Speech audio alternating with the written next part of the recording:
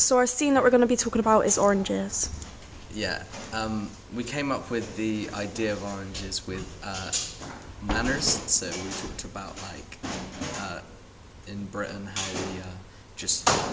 we have a power structure with manners. So they have loads of different manners and they're very restricted with it, and we all get restricted by manners. So we thought about this scene, and we didn't want to go too literal with it. So we came up with this idea of cling film, oranges, and not literally saying no dialogue. So we're like, oh sorry, but we don't say the sorry.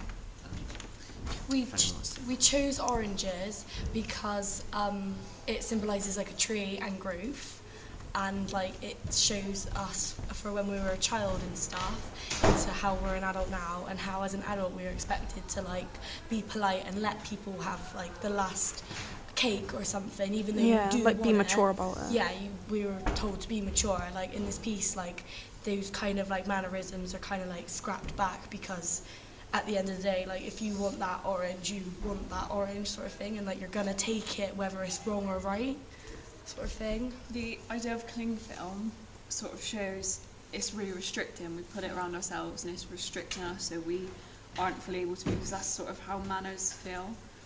You've always got to be polite rather than just say what you want, and And at the end, one of us manages to break free. Yeah, and we then went on and thought about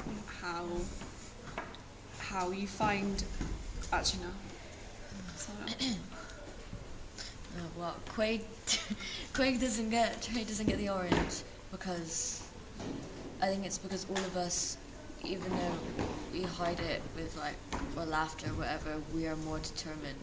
It's more selfish to want it.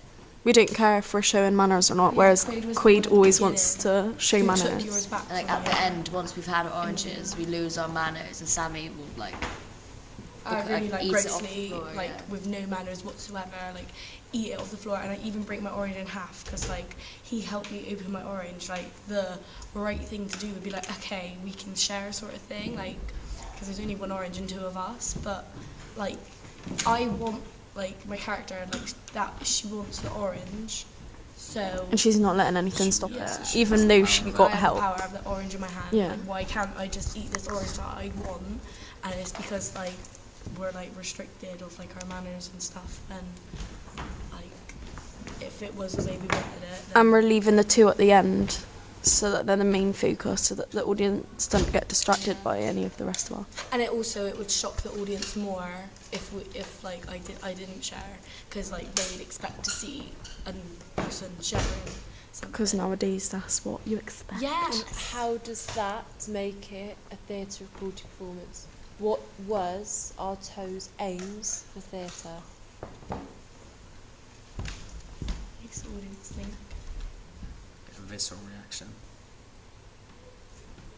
Yeah, and in the piece we've got a lot of repetition with the laughing, obviously. Yeah. And we use different gestures to represent the manners instead of using dialogue. And laughing symbolises happiness, so it in turn it actually reflected onto the audience, made the audience happy. So to have such a gruesome end to the scene is even more shocking as well, and that scream as well. And the contrast, between the laughing and then suddenly the scream when he suddenly doesn't have any manners and snatches it off. Yeah, and it's piercing. It uses the senses for the audience to attack them.